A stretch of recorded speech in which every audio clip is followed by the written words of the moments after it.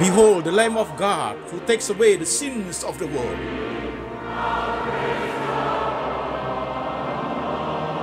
Jesus said, I am the way, the truth, and the life. No one comes to the Father but by me.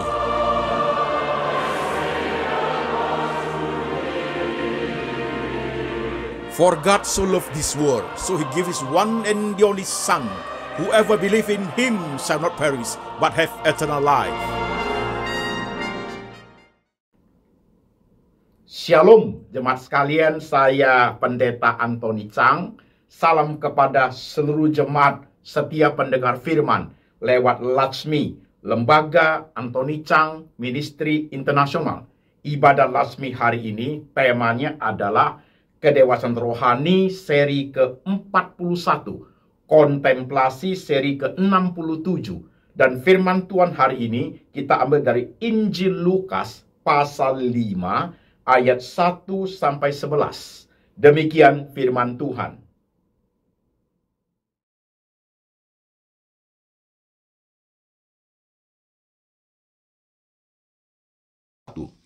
Pada suatu kali, Yesus berdiri di pantai Danau Genesaret, sedang orang banyak mengerumuni dia hendak mendengarkan firman Allah. Ia melihat dua perahu di tepi pantai. Nelayan-nelayannya telah turun dan sedang membasuh jalannya. Ia naik ke dalam salah satu perahu itu, yaitu perahu Simon, dan menyuruh dia supaya menolakkan perahunya sedikit jauh dari pantai. Lalu ia duduk dan mengajar orang banyak dari atas perahu. Setelah selesai mengajar, ia berkata kepada Simon, "Bertolaklah ke tempat yang dalam dan tebarkanlah jalamu untuk menangkap ikan." Simon menjawab, "Guru, telah sepanjang malam kami bekerja keras dan kami tidak menangkap apa-apa. Tetapi karena engkau menyuruhnya, aku akan menebarkan jala juga." Dan setelah mereka melakukannya, mereka menangkap sejumlah besar ikan, sehingga jala mereka mulai koyak. Lalu mereka memberi isyarat kepada teman-temannya di perahu yang lain, supaya mereka datang membantunya. Dan mereka itu datang, lalu mereka bersama-sama mengisi kedua perahu itu dengan ikan hingga hampir tenggelam. Ketika Simon Petrus melihat hal itu, ia pun tersungkur di depan Yesus dan berkata, "Tuhan, pergilah daripadaku, karena aku ini seorang berdosa." Sebab ia dan semua orang yang bersama-sama dengan dia takjub oleh karena banyaknya ikan yang mereka tangkap. Demikian juga Yakobus dan Yohanes, anak-anak Zebedeus, yang menjadi teman Simon. Kata Yesus kepada Simon, "Jangan takut, mulai dari sekarang engkau akan menjala manusia." Dan sesudah mereka menghela perahu-perahunya ke darat, mereka pun meninggalkan segala sesuatu, lalu mengikuti Yesus. Amin. Saudara-saudara sekalian, firman Tuhan sudah kita baca, firman Tuhan sudah kita dengar. Sekarang mari jemaat sekalian, kita tunduk kepala, kita berdoa. Tuhan Yesus, kami sudah baca firman-Mu. Kami sudah mendengarkan firman-Mu. Sekarang roh Tuhan bekerja, mengurapi hamba-Mu ini, boleh menyampaikan kebenaran dalam bahasa yang gampang dimengerti oleh seluruh lapisan jemaat. Kami ingin rohani kami bertumbuh dengan baik, di dalam kami mengalami Tuhan secara pribadi. Kami siap hati, kami siap pikiran, kami siap iman untuk diberkati oleh firman Tuhan. Tuhan Yesus berbicara, kami mendengar. Dalam nama Tuhan Yesus, kami berdoa. Amin. Shalom jemaat sekalian, apa kabar? Saya Pendeta Antoni Chang. Saya berharap saudara semua dalam keadaan baik-baik saja. Saudara-saudara sekalian, ibadah Latsmi hari ini temanya adalah Kedewasaan Rohani seri ke-41, Kontemplasi seri ke-67, dan firman Tuhan tadi sudah kita ambil dari satu bagian, yaitu Injil Lukas pasal 5 ayat 1 sampai 11. Hari ini kita khusus membahas tentang topik, saudaraku, mengalami Tuhan, experiencing God. Mengalami Tuhan, experiencing God. Oke? Berhenti sebentar, saudara sekalian. Perhatikan. Khotbah hari ini tentunya akan menggunakan integrative thinking. Kemudian level berpikirnya dari level analisa menuju sintesa. Level analisa menuju sintesa. Integratif khotbah hari ini terintegrate dengan khotbah kedewasaan rohani seri 1 sampai ke 40. Karena hari ini kita sudah sampai ke seri yang ke-41. Saudara-saudara sekalian, untuk tema hari ini, kedewasaan rohani seri ke-41, integrate dengan 40 khotbah seri kedewasaan rohani yang pertama sampai ke-40. Saudara sekalian, hari ini seperti yang saudara ikuti khotbah serial kedewasaan rohani, saya sangat menjelaskan kepada saudara bahwa Alkitab ini menjadi basic dari pemahaman kita. Dan di dalam Alkitab ini, waktu kita memahami dengan baik, muncul 4 arah. Saudara harus ingat ini. Setiap kali ketika memberitakan tentang kedewasaan rohani, selalu saya menjelaskan ini kembali. Supaya menjadi suatu pola dalam pertumbuhan kedewasaan rohani. Arah yang pertama, bertobat, poin pertama. Poin kedua, terima Tuhan Yesus sebagai Tuhan dan Juru Selamat. Bagian ke kiri, 2 poin. Poin pertama, understanding God.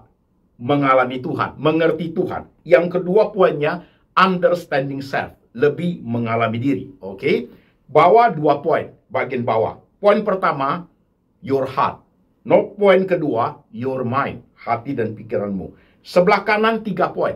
Poin pertama, Christian worldview. Cara pandang Kristiani terhadap semua dimensi kehidupan. Poin kedua, faith in Christ. Beriman di dalam Yesus Kristus. Poin ketiga, intimacy with God. Kedekatan dengan Tuhan. Hari ini, saudara sekalian, tema kita tentang mengalami Tuhan biasanya. Seri khotbah kedewasaan rohani itu saya sering pakai bagian ini saja ya, kita bahas tentang knowing God, knowing self. Atau kita bahas tentang our mind, our heart. Atau kita bahas poin di sini tentang intimacy with God saja. Untuk khotbah seri ke-41, saudaraku, saya akan combine seluruhnya, saudara sekalian. Saya akan combine seluruhnya. Maka memerlukan pemikiran, analisa, menuju sintesa. Oke, saudaraku, sekarang perhatikan.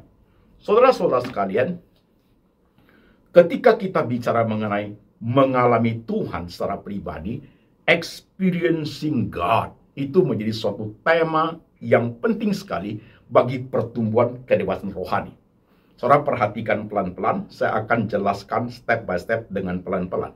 Saudara sekalian, kita mulai dengan Injil Lukas, pasal 5, ayat 1 sampai 11. Oke? Dari Injil Lukas pasal 5, 1-11 itu, kita bergerak ke seluruh arah. Itu namanya integrative thinking. Pertama, kita bergerak kepada tokoh-tokoh di Perjanjian Baru. Kemudian kita bergerak kepada tokoh-tokoh di Perjanjian Lama. Kita bergerak kepada hidup kita sendiri. Dan pikiran bergerak kepada bapak-bapak gereja sepanjang zaman. Jadi sehingga apa yang kita khotbahkan, khotbah serial 40 seri, saudaraku, bisa dapat terintegrate dengan khotbah hari ini. Maka dibutuhkan suatu konsentrasi, saudaraku. Oke, kita mulai step by step. Kita lihat dulu Injil Lukas pasal 5 ayat 1 sampai 11. Ceritanya seperti ini, saudara sekalian. Suatu hari Tuhan ada di danau itu. Tuhan melihat itu teman-teman Petrus sedang menjala ikan. Dan Tuhan menyuruh mereka bawa perahu ke tempat lebih dalam. Tuhan setelah selesai mengajar, Tuhan mengatakan kita mau menjala ikan. Saudara-saudara sekalian, perikop itu menceritakan sebelum Yesus menyuruh mereka menjala ikan, sebenarnya Petrus dan kawan-kawannya kemarin semalaman telah berusaha untuk menangkap ikan. Tapi mereka tidak menangkap satu ekor ikan pun. Karena keadaan cuaca, keadaan arus air yang kencang, sama sekali tidak ada ikan. Tapi karena Tuhan menyuruh, tebarkan jalamu, mereka tebarkan jala juga. Saya pernah berkhotbah khotbah perikop ini, saudaraku, ketika Petrus berkata, Tuhan, karena kemarin kami sudah berusaha tidak dapat apa-apa, tapi karena Engkau menyuruhnya, aku akan menebarkan jala juga. Dalam pemikiran Petrus, saudaraku, my experience, pengalaman saya, kerja saya sebagai nelayan, Yesus sebagai guru mengajar kebenaran. Yesus tukang kayu, saya nelayan. Saya tahu kapan ikan itu ada. Tetapi karena Engkau yang menyuruhnya, aku akan melemparkan jala juga. Tanpa disadari, Petrus sedang coba. Mari kita lihat siapa yang lebih tahu dalam pengalaman seperti itu. Waktu Yesus melakukan mujizat, 2 perahu hampir tenggelam perahunya, saudaraku. Maka Petrus tersungkur, Tuhan pergilah, aku orang berdosa. Karena dari pengalaman itu dia menjadi tahu diri. Tadi dia coba untuk beradu dengan Tuhan, saudara sekalian. Kemudian peristiwa itu berlalu terus. Nah, Yesus berkata mereka, jangan takut. Mulai hari ini, aku akan menjadi kalian penjala manusia. Dan Alkitab mencatat, saudaraku, Petrus dan kawan-kawannya meninggalkan segala sesuatu dan mengikuti Yesus. Itu perikopnya. Dari situ kita bergerak, saudara sekalian ya. Pelan-pelan perhatikan, saudaraku. Saudara-saudara sekalian, yang namanya experiencing God, mengalami Tuhan secara pribadi, saudaraku, harus terjadi pada saat orang itu ada di poin pertama, di atas 2 poin itu. Orang itu harus poin pertama bertobat. Poin kedua, terima Tuhan sebagai Yesus sebagai Tuhan dan Juru Selamat. Ini poin 2 di atas sangat penting. Baru kita bisa bicara mengenai experiencing God, mengalami Tuhan secara pribadi. Kalau tidak, nonsense. Tidak mungkin, saudaraku. Jadi poin pertama ketika bicara mengenai experiencing God, suatu basic, suatu hal yang harus ada dalam diri orang percaya itu adalah 2 poin. Yaitu pertama, dia sudah bertobat. Kedua, saudaraku, dia menerima Yesus sebagai Tuhan dan Juru Selamat. Yesus sebagai Tuhan dan Juru Selamat. 2 poin harus terjadi dalam diri orang itu, saudaraku. Maka yang disebut experiencing God itu, mengalami Tuhan secara pribadi itu, akan lanjut, saudara sekalian. Oke? Akan lanjut. Nah, sekarang perhatikan. Dalam mengikuti Tuhan Yesus, sebagai orang percaya, saudaraku, kita masing-masing, saudara perlu melihat ya, apa yang dialami oleh murid-murid Tuhan, saudaraku. Tuhan membuat suatu mujizat buat mereka. Mujizat yang sangat spektakuler. Petrus benar, dalam situasi kondisi pada saat itu di danau itu, sama sekali tidak ada ikan. Pengalaman mereka membuktikan benar. Tetapi Yesus membuat miracle. Dari yang tidak ada ikan, menjadi ada. 2 perahu, hampir tenggelam perahunya. Jadi mujizat itu terjadi, membuat murid-murid Tuhan Yesus, Petrus dan kawan-kawannya, mereka terkesima. Mereka takjub, saudaraku, betapa besarnya kuasa itu. Maka Yesus mengatakan, mari ikutlah aku akan menjadikan engkau penjala manusia. Dengan menggunakan mujizat, Tuhan membawa murid-muridnya kepada suatu panggilan yang lebih besar. Ini poin, saudaraku. Perhatikan hidup kita.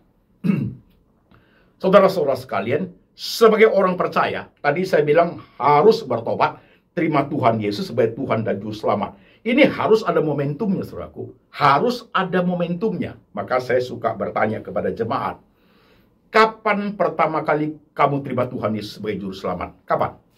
Itu experiencing God secara personal harus ada, saudaraku. Pak Pendeta, saya dari kecil sudah menjadi orang Kristen. Oke, you menjadi orang Kristen, ya, sudah dibaptis, ikut gereja karena papa mama Kristen. Tapi di dalam pengalaman seperti itu harus ada momentumnya, saudaraku. Saudara harus ada experiencing God secara personal, secara pribadi. Gak boleh nggak ada, saudaraku. Itu melahirkan suatu kekuatan untuk ikut Yesus. Jadi kita tidak hanya ikut-ikutan, tapi kita mengalami secara pribadi. Ini poin yang that is a must. Harus itu. Jemaat perhatikan poin ini dulu. Harus itu. Coba simak hidup saudara masing-masing. Tahun berapa itu? Peristiwa apa itu? Mungkin peristiwa spektakuler, saudaraku. Bisa. Ada juga jemaat yang percaya Tuhan Yesus. Pak, aku ikut guru sekolah, ikut sekolah minggu. Dari situ waktu nyanyi aku nangis, Pak. Aku rasa Tuhan itu sentuh hatiku, itu sudah experiencing God secara pribadi. Atau juga Pak, waktu saya remaja, saya ikut KKR Pak, aku terima Tuhan, aku rasa, sekalipun saya sudah orang Kristen, tapi aku rasa aku bertobat saat itu namanya mengalami Tuhan secara pribadi, saudaraku. Atau yang lebih ekstrim, kita lihat, seperti Saulus, itu ekstrim, saudaraku. Dalam perjalanan ke Damsyik itu dijatuhkan dan buta, saudara sekalian. Itu Saulus itu dulunya penganiaya jemaat, tukang bakar gereja, menjadi Rasul Paulus. Momentumnya, saudaraku, adalah ketika dalam perjalanan untuk pergi menganiaya jemaat. Jatuh dalam perjalanan seperti itu, dalam kondisi buta. Itu momentum, saudaraku. Siapakah engkau? Yesus mengatakan, akulah Yesus yang engkau aniaya. Begitu, saudaraku. Oke? Nah, sekarang pelan-pelan kepada jemaat masing-masing. Momentummu apa? Tidak bisa tidak loh hidup sebagai orang percaya. Mungkin timingnya, mungkin tahunnya, saudara lupa. Tapi peristiwanya tidak boleh lupa. Tidak boleh lupa, itu yang menjadi suatu basic point. Itu menjadi turning point. Menjadi menjalin hubungan yang kuat antara saudara dengan Tuhan. Harus ada, sekalipun mungkin tanggalnya tidak ingat. Sekalipun mungkin situasi kondisi tidak ingat. Tapi peristiwanya saudara harus ingat. Ya lupa pendeta, aku dulu seperti waktu hancur sekali, sakit sekali Pak Pendeta. Gak ada pertolongan. Saya doa, Tuhan buat mujizat loh Pak Pendeta. Saya sembuh dari sakit. Itu momentum. Kalau untuk murid-murid mereka, Tuhan Yesus, murid-murid Tuhan Yesus, Tuhan buat apa? Mujizat dengan mendatangkan ikan. Kalau saya lewat depresi. Percaya Tuhan Yesus di rumah sakit jiwa. Itu momentum buat saya untuk menjalani hidup ini mengalami Tuhan secara pribadi. Saya berharap poin ini clear, saudaraku. Oke? Saudara lihat pelan-pelan diri saudara. Nah, ini bagian yang tidak boleh terabaikan. Ketika ini bagian terabaikan, saudaraku, saudara kehilangan kekuatan rohani untuk menjalani hidup, saudara sekalian. That is the beginning, man. That is the beginning. Nggak boleh. Ya begitulah, Pak. Saya ikut papa mama jadi Kristen, sekarang saya Kristen. Tapi di dalam hatimu, perasaanmu, pikiranmu, rohanimu, tidak ada sesuatu yang kuat di dalamnya. Itu yang berbahaya. Maka harus suatu evaluasi diri yang amat baik, jemaat sekalian. Oke? The first point ini, di Alkitab yang saya ngomong tadi ini. The first point.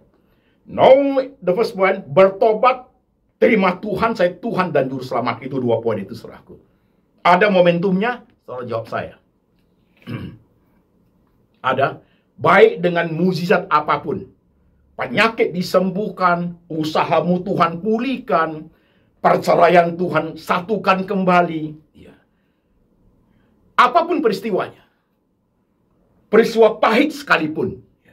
Peristiwa kematian sekalipun yang membuat kamu bertobat karena orang yang kamu sayang mati membuat kamu bertobat. Ya, peristiwa apapun menjadi suatu momentum dalam hidup membuat kamu Tuhan Juru Selamatku. Ada nggak itu? Kalau itu ada, saudaraku, khotbah hari ini baru lanjut. Ya. Saya tidak mau hanya kita menjadi orang Kristen yang asal-asalan. Asal ikut? No. Ikut papa, ikut mama, ikut gereja, ikut pendeta, ikut aja lah. Yang penting haleluya, amin, dapat berkat. No, kedewasaan rohani tidak bicara sekedar itu, saudaraku. Oke? Tuhan bisa menggunakan banyak peristiwa. Tuhan bisa menggunakan banyak miracle, saudaraku. Yes. Banyak. Saudara kalau baca di Alkitab luar biasa loh. Banyak hal yang Tuhan buat, miracle lah, mujizat lah, pengajaran, membuat orang tuh, saudaraku, datang berbondong-bondong. Bahkan Tuhan ketika mengajarkan tentang kebenaran, mereka mendengarkan, itu juga salah Tuhan. Oke? See you live. Lihat dirimu masing-masing. Kalau sudah, kita lanjut. Ini baru awal khotbah, saudaraku. Udah? Saudara-saudara sekalian, coba perhatikan. Ketika momentum hidup itu, kita mulai jalani, di situ experiencing God-nya start. Experience God-nya mulai aktif, saudaraku ya. Mulai jalan, istilahnya begitu. Oke? Nah, sekarang. murid-murid Tuhan Yesus yang Tuhan mengatakan kepada mereka,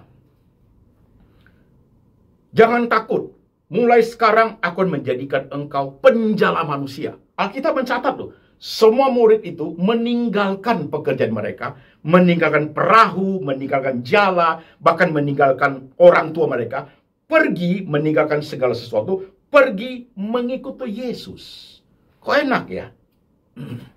Coba pelan-pelan saudara melihat. Hari ini Tuhan panggil saudara, ikutlah aku menjadikan engkau penjala manusia. Saudara profesinya sebagai apa? Dosen, businessman. Aku jualan, Pak, jualan online. Aku dagang restoran kuliner, Pak. Tuhan panggil, ikutlah aku. Yuk tinggalkan usaha kuliner itu. Kamu tinggalkan bisnis online itu.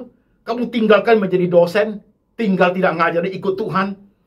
Tidak sesederhana yang kita pikir. Maka perlu menyimak, jemaat sekalian. Panggilan kepada mereka untuk menjadi rasul, saudaraku, suatu panggilan yang sangat kuat. Maka mujizat yang terjadi itu sangat spektakuler. Itu mempengaruhi seluruh alam pikiran murid-murid itu, saudaraku. Mereka terkesima. Kuasa itu sangat besar. Mereka tahu tidak punya ikan, saudaraku. Mereka tahu sekali. Tapi sekarang 2 perahu. How big itu miracle itu? How great itu miracle itu? Maka Tuhan mengatakan, akan menjadikan kau penjala manusia. Suatu panggilan yang akan lebih besar pengaruhnya. Begitu loh. Mereka berpikir sampai ke bagian itu. Maka tinggalkan semua. Dapur mereka, usaha mereka tinggal. Itu panggilan untuk rasul, saudaraku. Mereka tinggalkan. Ada sesuatu yang lebih besar yang akan mereka ikut dengan Tuhan Yesus. Begitu. Nah tentunya, waktu kita main poin ini, kalau panggilan untuk pendeta seperti saya, saudaraku, kita tinggalkan semua. Kita tinggalkan pekerjaan, tinggalkan semua. Kita masuk untuk mempersembahkan diri jadi pendeta. Ini model begini, ini pendeta kuno, saudaraku. Kita tinggalkan semua. Tidak kerja, tidak dagang, tidak bisa. Kita tinggalkan semua. Masuk ke sekolah teologi, selesai, keluar, dapat sarjana, melayani gereja, kemudian jadi pendeta. Sampai sekarang, saudaraku, kita tinggalkan semua. Hidup kita adalah following Jesus. Tinggalkan semua, saudaraku. Tapi tidak semudah yang kita pikir untuk saudara-saudara yang tidak terpanggil menjadi pendeta. Saudara yang terpanggil menjadi diaken, saudara yang terpanggil menjadi majelis gereja, saudara yang terpanggil dalam dunia bisnis, dunia sekuler, menjadi profesional Kristen, menjadi dosen Kristen, menjadi ekonom Kristen, pengacara Kristen, saudara menjadi bisnismen Kristen. Itu suatu panggilan yang pasti saudara tidak akan meninggal bagian itu. Karena itulah hidup yang Tuhan berikan kepada saudara. Aku, Tuhan berikan hidup sebagai seorang pendeta, saudaraku. Jadi hal ini harus kita perhatikan dengan teliti. Kenapa murid-murid Tuhan, ketika mereka melihat Tuhan bisa membuat mujizat begitu besar, ya, sampai 2 perahu hampir tenggelam perahunya, saudaraku. Kenapa mereka tidak berpikir money oriented? Tuhan Yesus bisa buat mujizat seperti itu. Kita lanjutkan bisnis Tuhan. Kita dagang, Tuhan Yesus. Kita bagi-bagi 50-50 kita. Tiap hari Tuhan buat mujizat. Kami buka di sini market fish yang paling besar. Ya. Jadi tempat penjualan ikan. Tiap hari mujizat. Kenapa mereka tidak berpikir seperti itu? Karena ada suatu pekerjaan lebih besar. Roh Tuhan menggerakkan hati mereka. Ini hanya masalah ikan. Masalah ikan saja. Aku membawa engkau ke suatu penjala manusia yang nilainya jauh lebih tinggi. Penjala manusia yang pekerjaan lebih mulia.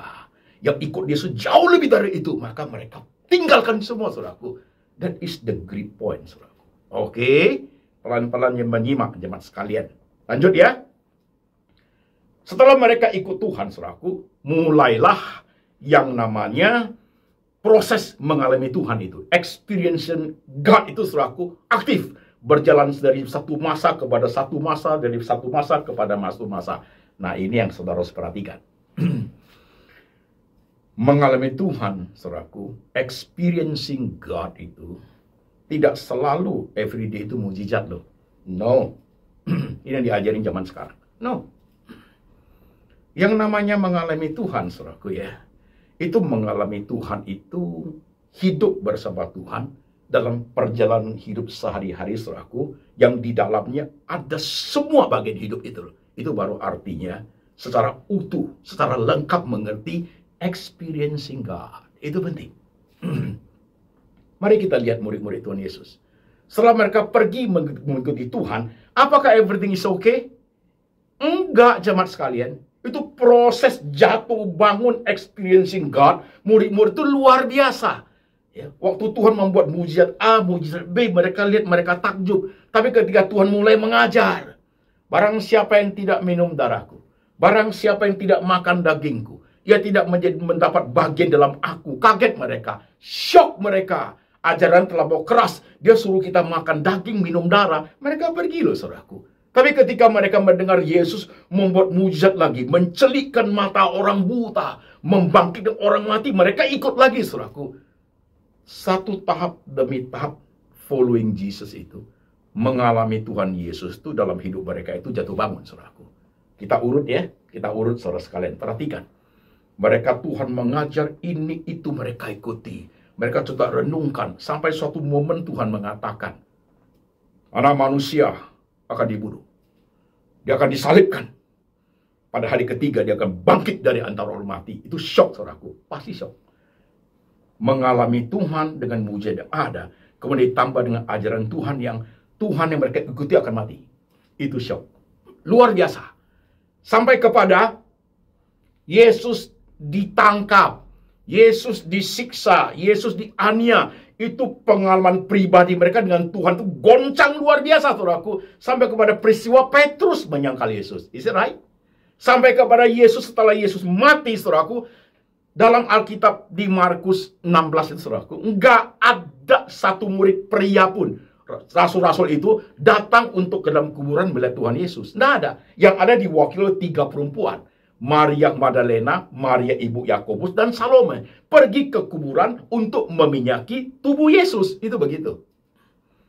Pada saat Tuhan bangkit pun tuh gempar sekali mereka ketika experiencing God-nya. Sampai kepada Tuhan menyatakan diri kepada mereka. Sampai kepada Thomas mengatakan Didimus itu, kalau aku tidak mencucukkan jariku ke lambungnya luka, aku tidak akan percaya. Begitu loh ngomongnya itu loh. Yesus tampil hadir di tengah mereka. Thomas, silakan pakai tanganmu, tusuk lambungku. Takut dia langsung ngomong, you are the Messiah, the Son of living God. Sampai ketika Tuhan naik, ditutupi oleh Shekinah, awan kudus, saudaraku, semua rasul bengong loh. Tuhan sudah pergi. Dikonfirmasi oleh malaikat, ia akan datang kembali secara kasat mata seperti yang kamu lihat. Saudara-saudara kalian, mari kita lihat ke kita. Kita tidak sejaman dengan murid-murid Tuhan. Kita tidak sejaman dengan Tuhan Yesus, saudaraku. Kita tidak mengalami secara fisik. Kita tidak melihat secara kasat mata. Kita tidak involved dalam Yesus dianiaya, Yesus disalib. Kita tidak ada di hari itu. Karena kita hidup di zaman berbeda. Tapi jangan lupa Tuhan mengatakan, mereka percaya karena mereka melihat. Tetapi berbahagialah orang yang percaya tetapi tidak melihat. We don't see. Kita tidak lihat. Kita tidak mengalami peristiwa itu. Kita tidak ada di sejarah saat itu, saudaraku. Tapi we believe. We believe. Kita percaya, saudara sekalian. Kita percaya kualitas kerohanian kita sama dengan murid-murid yang pada saat itu mereka mengalami. Oke? Nah sekarang kita lanjut satu step lagi, saudaraku. Experiencing God. Mengalami Tuhan. Ketika kita jalani kehidupan seperti ini, saudara sekalian, ini sudah menuju kepada personal hidup pribadi kita ya. Yang namanya kedewasaan rohani itu, saudaraku ya, adalah ketika kita mengalami Tuhan itu tidak hanya sekedar suka berkat. Nah loh, saudaraku. Nah, perlu kita pahami di kedewasaan rohani seri kemarin yang ke-39, 38, 37, masih ingat temanya? Negative thinking kepada Tuhan. Blaming God, menyalahkan Tuhan. Saudara-saudara sekalian, tema-tema kemarin itu ketika digabungkan dengan tema hari ini, saudaraku, baru kita bisa paham. Artinya, jemaat sekalian, ketika kita experiencing God itu, lewat suka, duka, air mata, sedih, itu bagian harus diarungi semua. Dan murid-murid arungi seperti itu. Ini kelihatan sesuatu pola, suatu pattern saudaraku yang Tuhan pakai untuk membentuk setiap generasi anak-anaknya, orang-orang percaya saudara sekalian. Itu.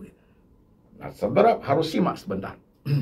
Tentunya beratnya pergumulan itu, beratnya beban hidup dari satu zaman ke zaman beda. Dari satu pribadi ke satu pribadi tidak sama, saudara sekalian, tidak sama. Nah, ini kedewasaan rohani sudah mulai masuk mengerucut ke bagian itu. Jadi ini sudah tidak cocok untuk saudara-saudara sebagai orang Kristen yang pokoknya percaya Tuhan Yesus, everything is okay, tidak ada problem lagi, semua okay. Saudara tidak masuk di bagian khotbah ini. Atau saudara menjadi orang Kristen, hidupnya susah terus. Enggak ada, juga tidak, saudaraku. Tetapi orang Kristen dewasa rohani melihat dua hal ini sebagai suatu keseimbangan rohani yang harus ada di dalamnya. Coba kita integrate ke khotbah perjanjian lama, ke kitab-kitab perjanjian lama. Sadrak, Mesa, Abednego. Iya kan? Waktu mereka experiencing God, saudaraku, sampai kepada satu momentum di mana raja itu berkata, kalau kalian tidak menyembah aku bakar kalian hidup-hidup. 7 kali lipat panasnya itu tempat perapian itu. Mereka bisa berkata, kami percaya Tuhan kami sanggup menolong kami. Tetapi kalau Tuhan kami tidak menolong kami, sekali-sekali kami tidak akan menyembah engkau, hai Raja. Itu experiencing God secara pribadi. Itu sudah kuat sekali. Itu sudah kelasnya high class. Itu sudah advance imannya, saudaraku. Iya. Sekalipun tidak tolong, kami percaya Tuhan mampu. Tapi sekalipun tidak, kami tetap akan menyembah Yesus. Satu-satunya. Akan tetap menyembah Allah Yehova. Begitu, saudaraku. Saudara bisa paham bagian itu. Dan ini namanya mengalami Tuhan. Mengalami Tuhan namanya. Tidak hanya senang aja. Dapat cucu, dapat anak, berkat, punya pacar, naik jabatan. Aduh Tuhan makasih. Itu belum apa-apa, men. Belum apa-apa. Tapi seiring kehidupan seperti itu, ada bagian harus kita pahami juga. Dan kita tidak boleh tutup mata. Dan kita tidak boleh pura-pura bego. Dan kita tidak boleh sekedar menyalahkan setan. Sakitlah ini semua ini karena setan nih. Listen, saudaraku, perhatikan. Jadi sebagai seorang yang rohanya dewasa, saudaraku ya, ketika menghadapi semua dimensi kehidupan, saudara sekalian, semua dimensi kehidupan, 2 poin dalam kontemplasi hari ini, jemaat menyimak. Poin pertama, tentunya dalam kehidupan pribadi kita, saudaraku, waktu you mengalami Tuhan itu pasti adalah yang namanya senang, suka, berkat, kesehatan, semua ada. Tapi bagian yang sebelah, yang negatif juga ada, saudaraku. Khotbah kemarin itu. Perhatikan. Juga ada yang namanya duka cita, kehilangan, kematian, bencana, pailit, sakit penyakit, cita-cita tidak tercapai, dihina, diejek, difitnah orang. Khotbah seri keberapa itu ketika aku difitnah. Ingat tuh serinya? Nah, ada bagian itu ada, saudaraku. Jangan pernah you berkata, pokoknya aku sudah menjadi anak Tuhan, yang terjadiku semua good, yang ini bukan. Kamu bukan anak Tuhan, saudaraku. Sadrak, Mesa, Abednego mau dibakar loh. Rasul-rasul yang sudah dipanggil, mari ikutlah aku. Aku menjadikan engkau penjala manusia. Mereka itu mati martir, ujungnya, saudaraku. Mati dibunuh orang. Jadi perlu pahami tentang kebenaran itu tidak sekedar kebenarannya separuh. Jangan. Nah, sekarang satu step lagi, saudara perhatikan. Kalau peristiwa-peristiwa yang positif, semua berkat itu gak usah diajar, jemaat pintar sekali. Tapi ketika peristiwa yang sulit itu, saudaraku, peristiwa yang negatif itu yang kok begini terjadi pada saya, kenapa saya terancam divorce, kenapa itu istri tidak setia, kenapa itu suami selingkuh, kenapa kuliah saya gagal, kenapa pelayanan saya jadi terganggu karena papa saya sakit parah, kenapa saya punya modal habis Tuhan, kenapa saya ditipu, kenapa. Dua bagian hidup itu, positif negatif itu harus dilihat dengan baik. Gitu. Oke, ini kedewasaan rohani. Nah, sekarang kontemplasi part 1. Perhatikan. Jikalau masalah-masalah yang negatif terjadi, saudaraku, saudara mulai uring-uringan sama Tuhan. Saudara mulai khotbah kemarin, negatif thinking sama Tuhan. Saudara mulai khotbah yang seri berikutnya yang sudah blaming God, menyalahkan Tuhan, saudaraku. Ya. Kepekaan rohani harus cepat muncul.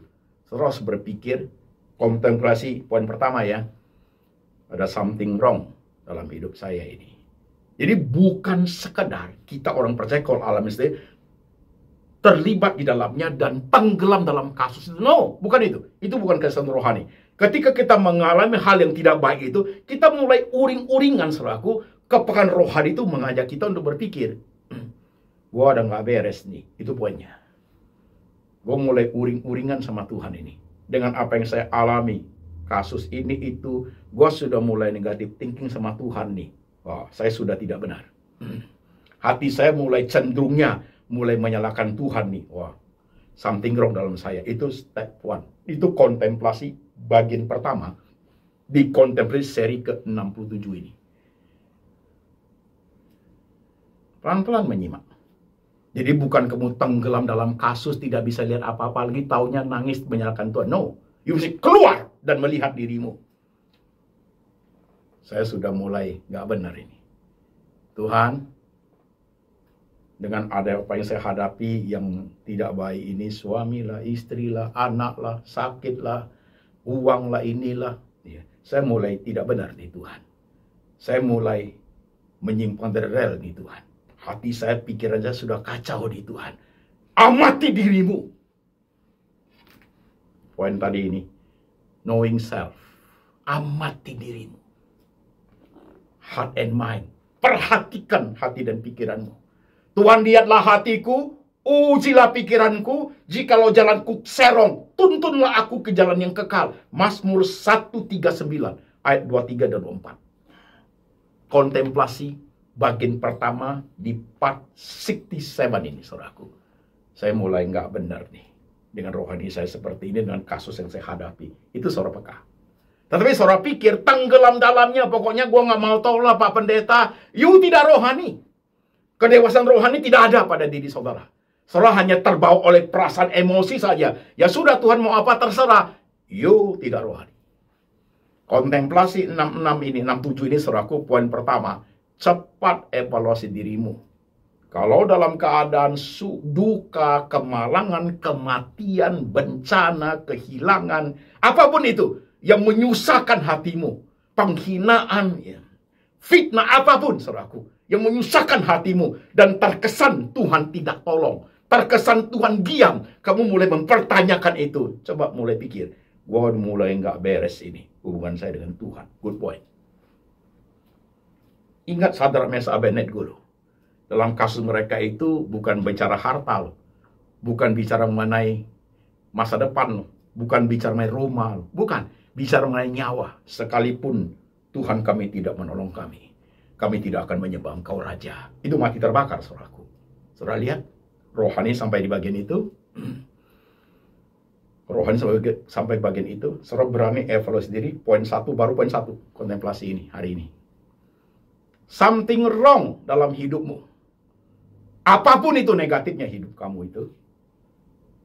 Saya udah mau cerai, Pak Pendeta. Tuhan kok kayak gitu? Cepat yuk pikir. Gua udah nggak benar ini. Kalau kayak gini, terhadap Tuhan, sikap saya. Sekalipun saya akan cerai, sekalipun saya akan divorce, sekalipun suami saya tidak sayang saya lagi, sekalipun istri saya mengkhianati saya menyalahkan Tuhan. I'm wrong ini, saya sudah nggak benar ini rohani saya. Begitu cara berpikirnya. Oke? Termasuk di dalamnya, ketika kamu experiencing God, mengalami Tuhan dalam setiap bagian hidup saudaraku, banyak dosa dan pelanggaran. Banyak dosa-dosa masa lalu, kesalahan-kesalahan masa lalu. You still do it until today. Refer kembali ke khotbah yang kemarin-kemarin tentang dosa masa lalu. Refer kemarin kepada khotbah tentang kesalahan masa lalu. Refer kembali kepada khotbah tentang stagnasi rohani di situ, saudaraku. Ya.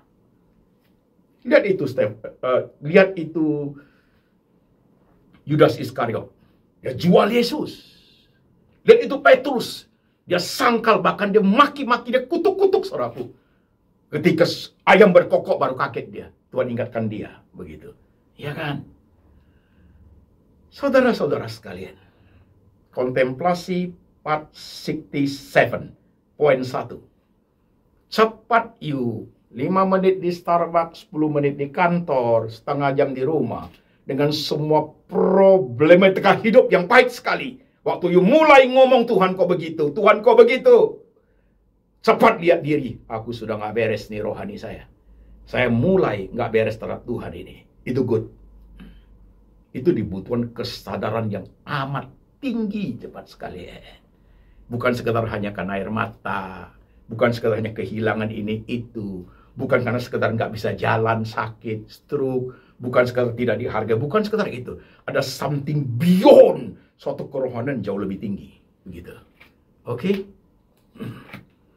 Banyak loh sekarang pendeta, waktu mudanya tulus sungguh pelayanan, setelah menjadi tua jadi sesat, jadi miring ajarannya. Itu harus disadari oleh mereka. Aku sudah nggak benar itu, begitu. Banyak loh hamba Tuhan, dulu tulus melayani, sungguh setia. Sekarang setelah menjadi pelayanan menjadi bagus, gereja menjadi besar, ujungnya uang melulu. Bersaing dengan orang cari uang melulu. Sudah perlu ada suatu keberanian melihat, gue ada something wrong ini. Saya sudah on the track atau saya sudah keluar menjadi seorang pendeta. Itu penting teman sekalian. Termasuk saudara yang businessman lah, saudara yang di dunia profesional, saudara di profesi apapun, saudaraku. You sebagai orang Kristen itu, sebagai seorang Katolik itu, saudaraku. Ketika you sudah terlibat dalam suatu hal yang kurang baik, yang tidak baik, tenggelam dalam dosa dan kesalahan itu, saudara pikir loh, dalam kontemplasi itu, ya, something wrong ini saya ini. Udah nggak benar nih saya, terhadap diri sendiri dan juga terhadap Tuhan. Itu penting. Oke, nah sekarang kontemplasi 67 ini, poin kedua, apa itu? Tadi kontemplasi poin pertama, saudaraku, saudara mulai coba melihat diri, saudara teliti berani melihat bagian-bagian, gue udah keliru nih Tuhan, kalau gue bersikap seperti terhadap Engkau, gitu. Itu namanya level berpikir analisa. Level berpikir analisa. Oke? Kontemplasi 67, poin kedua. Tentunya dalam hidup ini, tadi saya sudah ngomong, suka duka itu ada. Pengkhotbah ngomong kok, everything has its own time. Zaman tokoh-tokoh perjanjian lama, banyak kok yang dialami mereka. Kayak Habakuk lah, ya, Amos lah, Ayub lah, Abraham. Nah, kan mereka mengalami plus minus dalam positif negatif dalam hidup mereka. Kan begitu kan. Termasuk tokoh-tokoh perjanjian baru lah, Paulus lah, Petrus lah, dan teman-temannya rasul-rasul itu. Kan demikian saudaraku. Termasuk juga tokoh-tokoh setelah perjanjian baru selesai, bapak-bapak gereja, atau kan mereka mengalami. Sampai kepada zaman kita, is it right? Ya dong? Nah sekarang, perhatikan. Kedewasaan rohani itu menuntut suatu kepekaan yang kuat, saudaraku. Untuk bisa menyusun bagian hidup. Yang mana membawa senyum, mana membawa berkat, mana membawa yang Tuhan kasih. Bagian mana yang membawa air mata, kesusahan tantangan itu menjadi dua arus yang besar. Menjadi dua tabel yang gede, gitu loh saudaraku. Dua tabel. Saudara, oret aja di rumah. Yang positif itu apa-apa saja yang Tuhan kasih you. You oret aja yang negatif itu apa saja, until today. Begitu. Mau sakit kek, mau stroke kek. Mau sudah tidak dihargai orang kek. Mau sudah tidak bisa buat apa-apa kek. Itu dua tabel itu, saudara melihat dua tabel itu. Dan saudara mencoba dalam kontemplasi ini. Tabel 1 dengan tabel 2, saudaraku, dicocokkan, diketemukan. Sehingga pertemuan antara positif negatif itu mendatangkan suatu variabel-variabel baru dalam memahami experiencing God. Itu menjadi suatu nutrisi amat kuat untuk menuju kepada suatu kedewasaan rohani yang besar.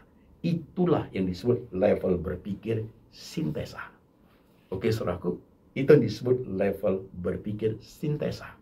Maka khotbah hari ini saya mengatakan tadi level berpikirnya dari analisa menuju sintesa. Sudah bisa melihat bagian-bagian yang kapan you nangis, melihat bagian-bagian yang kapan you tersenyum, tertawa, melihat bagian-bagian kamu terdesak, bahkan kelihatannya Tuhan tidak tolong. Bahkan kelihatan not fair, tidak adil, dan mati dalam hal itu. Begitu.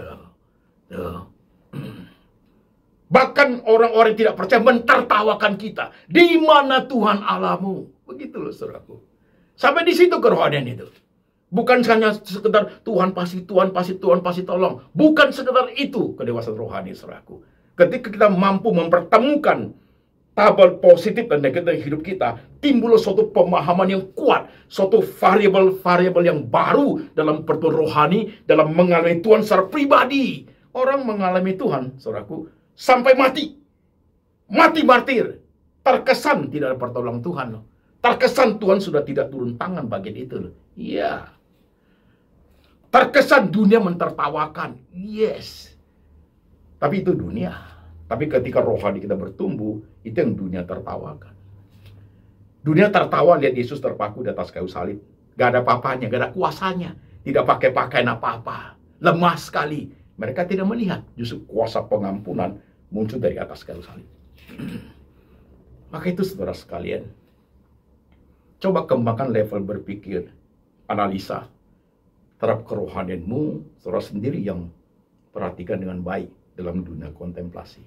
Dan juga kembangkan level berpikir sintesa, melihat semua yang disebut senyum, air mata, kata pertemuan itu loh. Pertemuan itu loh. Semua kita punya. Kapan you senang, kapan you menangis, kapan you tertawa. Bukan sekedar, ya kalau ternangis, ya nangislah Pak. Tapi bukan. You make it. Combine it. Pertemukan itu. Melahirkan suatu dimensi baru dalam pergumulan dengan Tuhan. Dalam experiencing God, dalam mengalami Tuhan secara personal. Itu luar biasa, men. Khotbah ini aku sudah menuju kepada satu kedewasaan rohani yang mulai membawa seorang untuk melihat dunia yang kita hidupi lebih besar dalam kacamata Tuhan. Ya, bukan sekedar hanya dapat berkat. Ya, kalau nggak ada berkat uring-uringan. Ya. Bukan sekedar hanya melihat orang lain kasih kok aku tidak. Bukan itu, saudaraku. Bukan itu. Bukan itu. Bahkan di Alkitab tertulis loh, Rasul-Rasul itu bersuka cita karena boleh menderita untuk Yesus. Yo, itu kelasnya juga lain, saudaraku. Mereka bersuka cita karena boleh menderita untuk Kristus. Saudara dagang rugi aja, saudara bersuka cita. Tuhan, aku rugi. Marah loh. Itu baru uang habis loh. Ini diri luka, dianiaya demi Kristus. Saudara menjadi orang Kristen pengusaha benar. Tapi you rugi, pailit, ditipu orang, saudaraku. You maki Tuhan.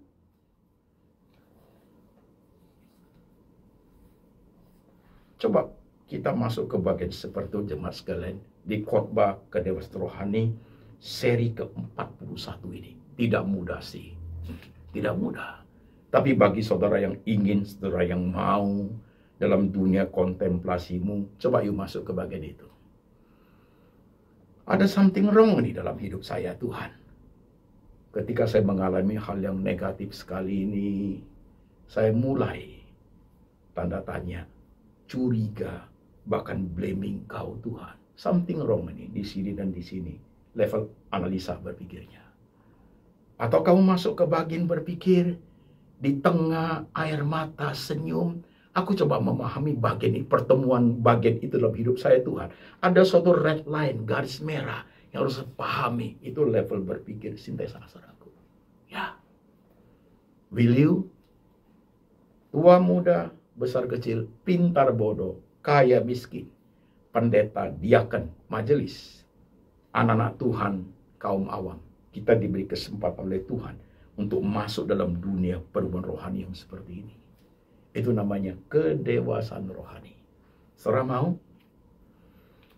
Kalau sudah dengar khotbah seperti ini, taste-nya menjadi beda. You lihatlah Kristen kita kayak apa. Hura-hura, men. Teriak-teriak terus. Ujungnya berkat. Bukan kita tidak butuh berkat. Tapi bukan sekedar itu pemahaman hidup ini. Kok jadi Kristen aku susah? Kasian banget. Orang Kristen yang mengerti hanya sebatas itu. Kok jadi orang anak Tuhan saya menderita? Kasian banget anak Tuhan seperti itu. Aku sudah percaya Tuhan Yesus. Tuhan Yesus sudah mati di atas kayu salib. Saya tidak perlu tanggung apa-apa lagi. Semua dosaku Tuhan sudah tanggung. Aku nggak perlu pikul salib lagi. Kasian banget orang Kristen seperti itu. Kasian sekali. Ini zaman gila, saudaraku. Dunia Kristen itu terobok-obok dengan pengajaran beberapa pendeta yang tidak benar, saudaraku. Jangan. Pendeta pun ujung hari di hari tua bisa sesat. Saudara sekalian, iya, kalau tidak keep on the track dalam jalannya Tuhan, saudaraku, hati-hati. Dunia ini panggung sandiwara. Kerohanian itu sangat berbahaya. Kita bukan sekedar melayani jemaat, saudara sekalian, tapi kita perang rohani dengan kuasa gelap yang menarik kita keluar dari relnya Tuhan. Be careful. Mawas diri. Jemaat sekalian, saya berharap khotbah hari ini bisa membuka banyak hal nuansa berpikir rohani kita, saudaraku. Melihat jauh lebih luas, melihat jauh lebih dalam, melihat lebih komprehensif, melihat dalam level analisa dan sintesis dalam pemikiran kita. Sehingga pemahaman tentang Tuhan itu makin hari makin bagus. Seperti yang saya katakan, semua lingkaran ini bertobat, terima Tuhan Yesus sebagai Tuhan dan Juru Selamat.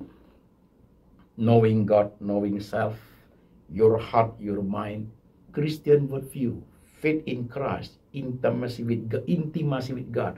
Lingkaran ini bertumbuh dengan kuat dalam pemahaman firman.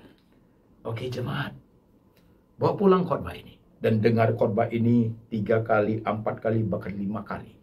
Akan sulit bagi you sebagai jemaat untuk menyerap 1 kali dengar saja, saudaraku. Oke, mari jemaat kita tunduk kepala. Tuhan Yesus, terima kasih untuk firman hari ini. Perhatikan setiap jemaat-Mu Tuhan dengan kepala mereka yang tertunduk. Di tengah semua senyum, tawa, nangis, suka, duka, Tuhan berilah mereka suatu kedewasaan rohani. Melihat bagian hidup yang harus mereka arungi ya Tuhan. Melihat kebesaran-Mu, keagungan-Mu, tangan-Mu ada di situ Tuhan. Bawalah kami kepada suatu pemahaman yang kuat tentang kebenaran ya Tuhan Yesus. Ajar kami melihat semua tokoh-tokoh baik di Perjanjian Baru maupun Perjanjian Lama, ataupun tokoh-tokoh bapak-bapak gereja, rasul-rasul, sampai pada zaman kami ya Tuhan. Supaya kami melihat cara Tuhan bekerja. Kami boleh melihat suatu red line, garis merah yang Tuhan gariskan dalam hidup kami. Seharusnya bagaimana kami berinteraksi dengan Tuhan. Seharusnya bagaimana kami mengalami Tuhan secara pribadi. Harus bagaimana rohani kami majunya ya Tuhan Yesus. Berkati setiap anak-anak-Mu Tuhan yang kepalanya sedang tertunduk. Mungkin mereka tidak semudah mengerti akan firman hari ini. Tapi Tuhan Roh Kudus bekerja di hati mereka. Mengurapi mereka ya Tuhan. Menuju kepada suatu kedewasaan rohani yang makin hari makin baik, makin luas, makin besar, dan makin berkenan kepada Tuhan. Terima kasih Tuhan, semua bagian mereka alami hidup ini. Air mata, senyum, tangan Tuhan ada di situ. Penyertaan Tuhan sempurna. Kami tahu sekali, Tuhan tidak menjanjikan semua oke. Tuhan tidak menjanjikan langit tanpa guntur. Tuhan tidak menjanjikan langit tidak ada hujan, tidak ada badai. Tapi Tuhan menjanjikan penyertaan sempurna. Letakkan tangan-Mu di pikiran jemaat. Letakkan tangan-Mu di hati jemaat. Meteraikan firman hari ini Tuhan. Teguhkan panggilan mereka. Berjalan seiring dengan Tuhan. Mengalami Tuhan secara pribadi. Sampai suatu hari kami kembali kepada Engkau. Dan berkat ini turun atas jemaat. Kasih dari Allah Bapa turun atas-Mu. Yesus Kristus gembala yang baik pemelihara jiwamu. Dan Tuhan Roh Kudus senantiasa mengingatkan engkau akan kitab suci, hidup seturut dengan firman, sampai selama-lamanya, sampai Tuhan datang kembali, menjemput setiap orang yang percaya. Dalam nama Tuhan Yesus. Amin.